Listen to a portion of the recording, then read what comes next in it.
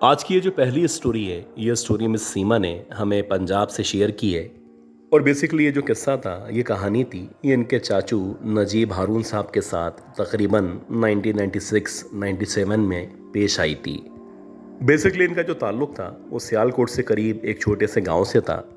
और अक्सर ऐसा होता था कि इनके जो चाचू थे वो मुख्तलिफ कामों के सिलसिले में या मुख्तलिफ वजूहात की बिना पे लेट नाइट सफ़र किया करते थे। उस दौर में इनके चाचू के पास एक जीप मौजूद थी और अक्सर वो दीगर इलाकों में या शुमाली इलाका जात में लोगों को लाने ले जाने का काम भी किया करते थे। तो वैसे ही एक रात थी और इनके चचा बताते हैं कि मैं एक फैमिली को उनके होटल वगैरह में छोड़ने के बाद मरी से नीचे यानी इस्लामाबाद की तरफ आ रहा था। रात के तकरीबन 12 साढ़े 12 बजे का टाइम था। और अगर आप उस दौर की बात करें तो उस दौर में इतनी ज़्यादा लाइट्स या रोशनी मौजूद नहीं हुआ करती थी।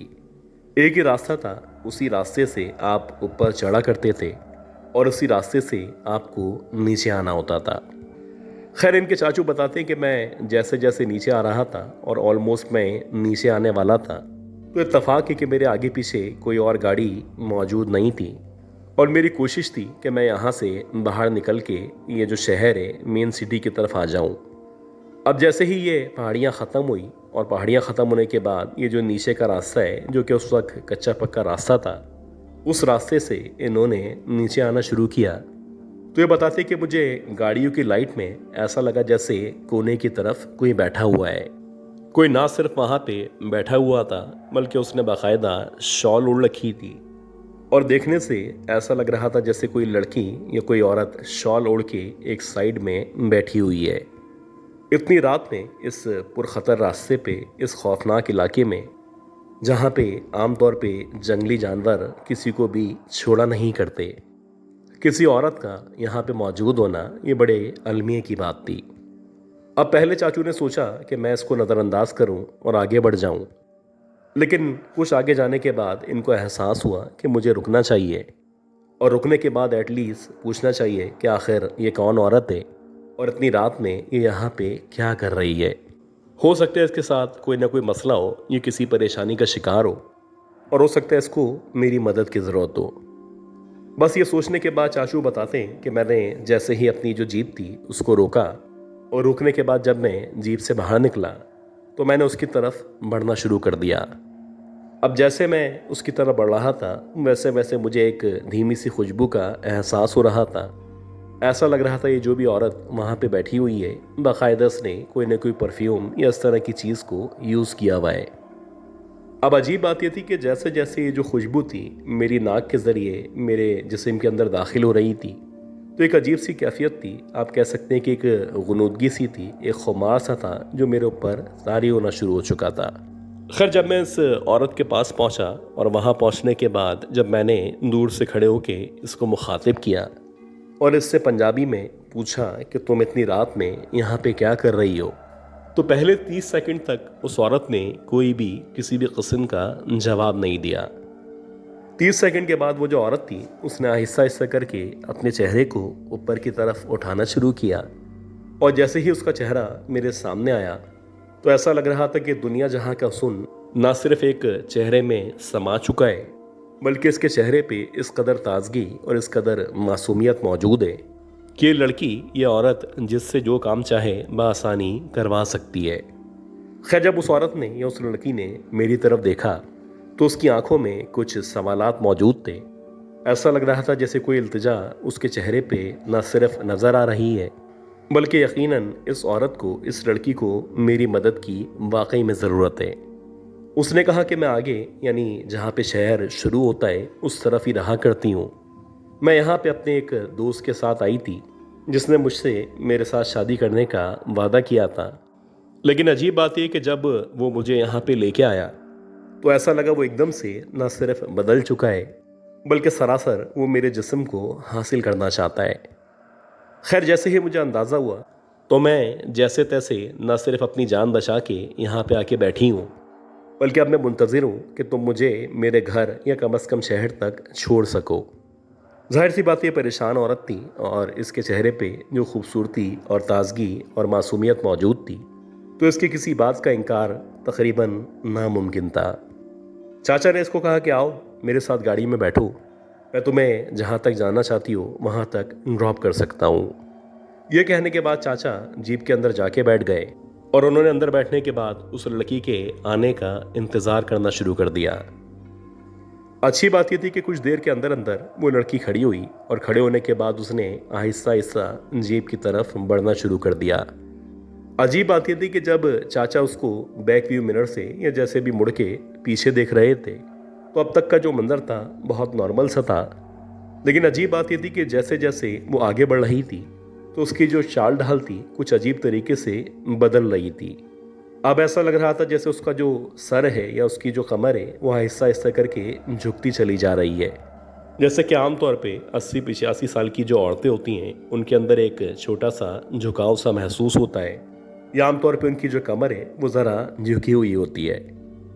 अब ना सिर्फ उसका जो वजूद था वो नीचे की तरफ झुकता चला जा रहा था, बल्कि आहिस्ता आहिस्ता करके उसके जो बाल थे वो उसके मुंह के आगे ना सिर्फ आ चुके थे, बल्कि देखते ही देखते वो जो बाल थे वो इस कदर लंबे लग रहे थे जैसे उन्होंने ज़मीन को छूना शुरू कर दिया है। अब एक लम्हे के लिए मेरे चचा को खौफ का सा एहसास हुआ। उनको लगा जैसे कुछ न कुछ दाल में काला ज़रूर है।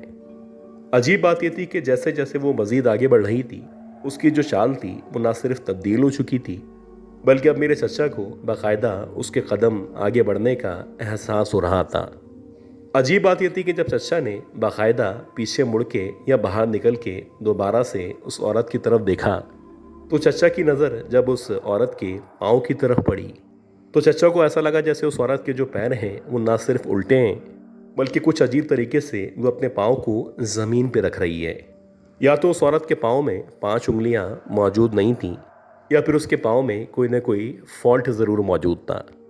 खैर, क्योंकि चचा बाशऊर थे, उनकी भी उम्र थी और इनको अंदाज़ा था कि इस वीरान रास्ते पे, इस सुनसान जगह पे जो कि शहर से न सिर्फ दूर मौजूद है, बल्कि यहाँ पे आमतौर पे लोग रुकने से या रात में आने से परहेज़ किया करते हैं। इस जगह उस औरत का, या इस खूबसूरत औरत का नज़र आना ख़तरे से खाली नहीं है।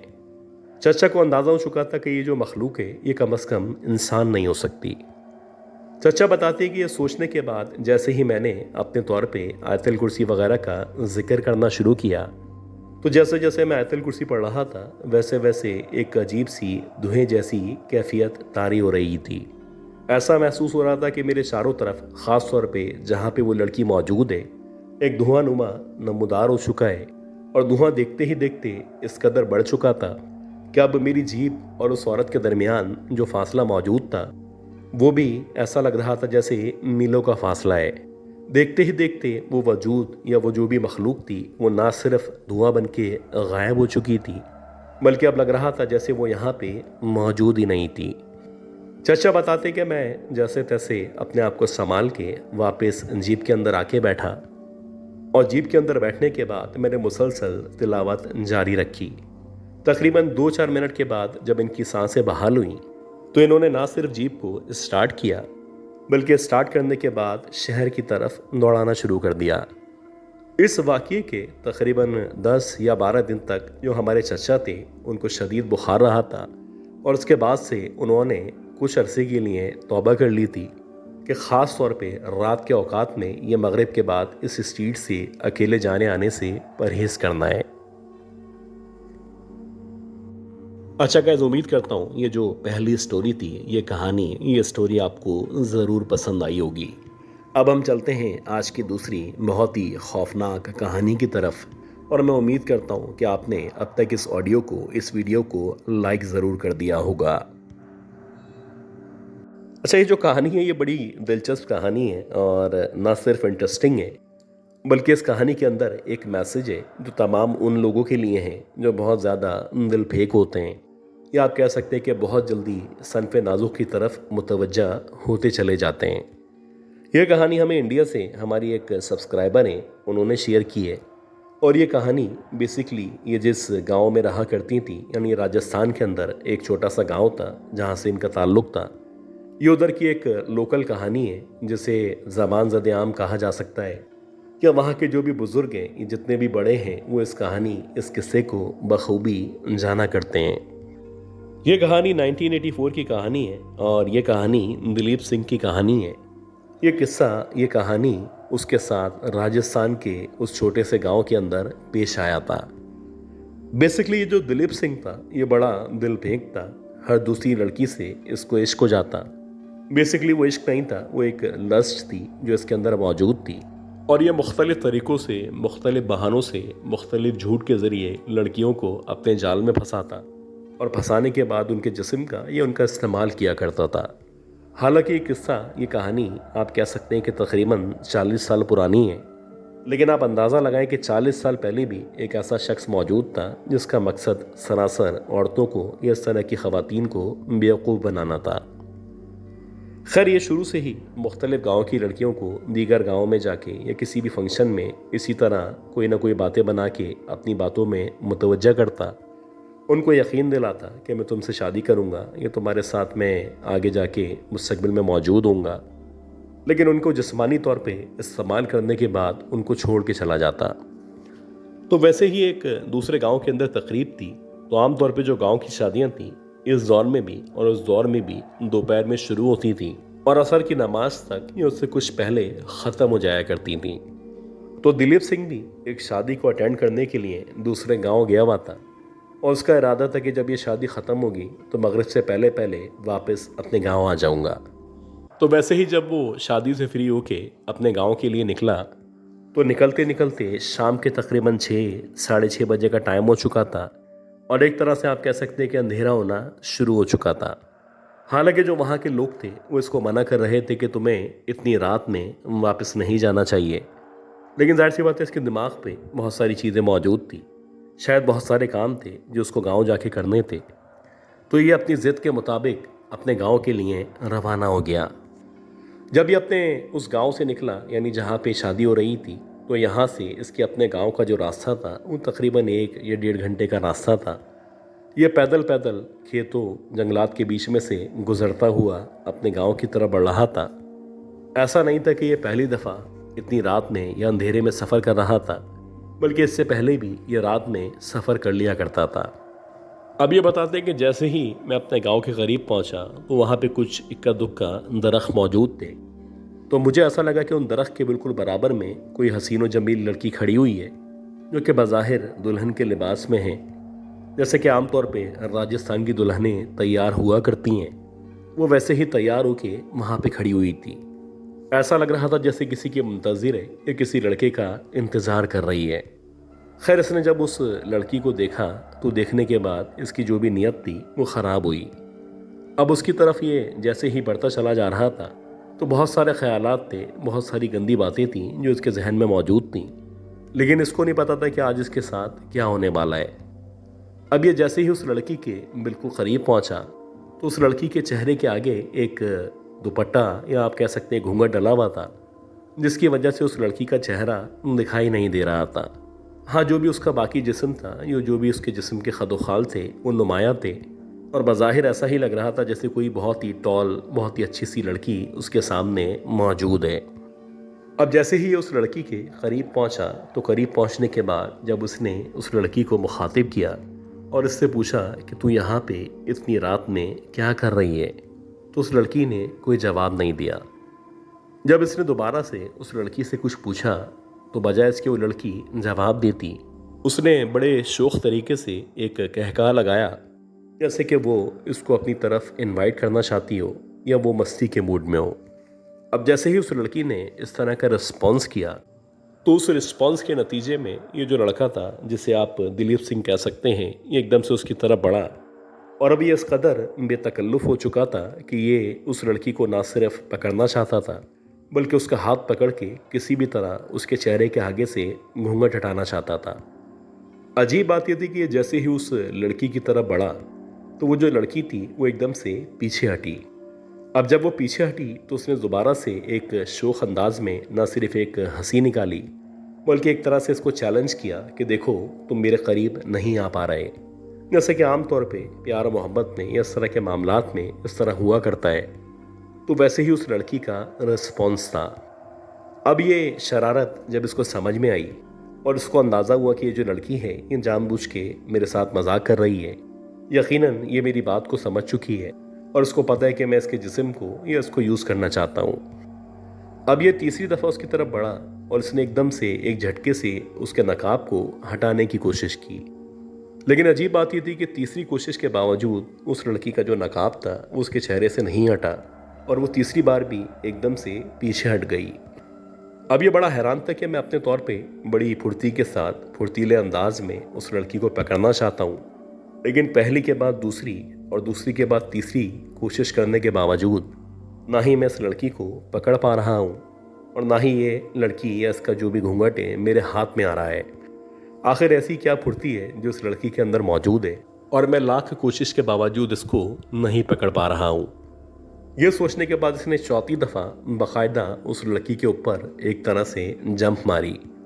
अजीब बात ये थी कि जैसे ही ये उस लड़की के ऊपर कूदा तो इस कूदने के नतीजे में उसके चेहरे के आगे से जो भी उसका नकाब था या घूंघट था वो एकदम से हटा और जैसे ही उस लड़की के चेहरे के सामने से वो घूंघट हटा तो उसने देखा कि उस लड़की का जो चेहरा है वाकई में बहुत ज़्यादा हसीन है और इस कदर हसीन है कि इससे हसीन लड़की इससे पहले उसने कभी भी नहीं देखी थी।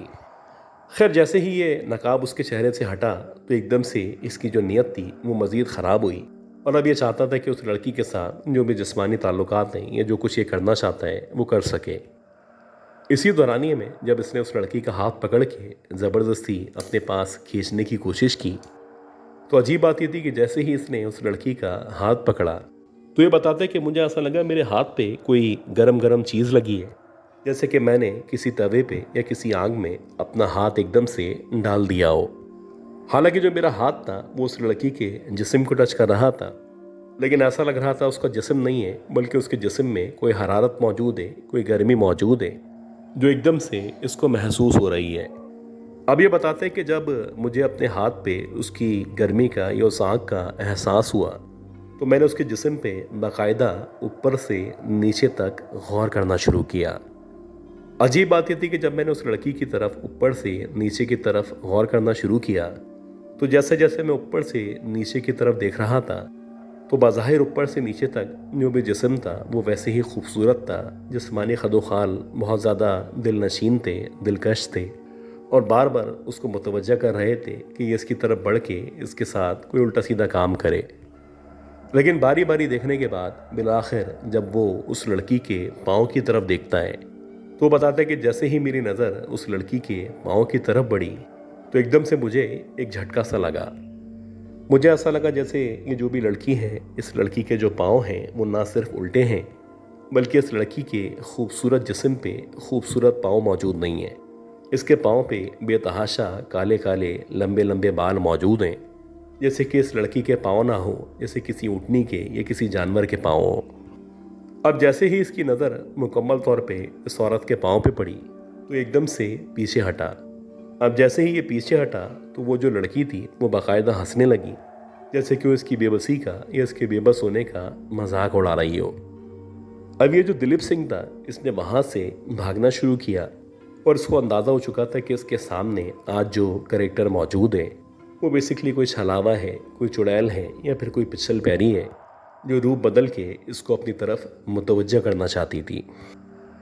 खैर जैसे तैसे हाँफता काँपता गिरता पड़ता जब ये अपने गांव पहुंचा तो गांव पहुंचते ही इसकी ना सिर्फ तबीयत ख़राब हो गई बल्कि तकरीबन 15 या 20 दिन तक ये शदीद बीमार रहा। ये इस कदर बीमार हो चुका था कि इसकी ज़बान से न ही अल्फाज निकल रहे थे, ना ही ये कुछ बता पा रहा था। लेकिन खैर गांव के जो भी बड़े थे, जो भी बुज़ुर्ग थे, ख़ास तौर पे जो तांत्रिक वहाँ पे रहा करते थे, उन्होंने प्रॉपरली इस आदमी का तकरीबन 20 या 25 दिन तक इलाज किया। तब कहीं जाके ये इस काबिल हुआ कि ये अपने साथ जो भी वाक़यात थे, जो कुछ इसके साथ हुआ था, ये लोगों को बता सके।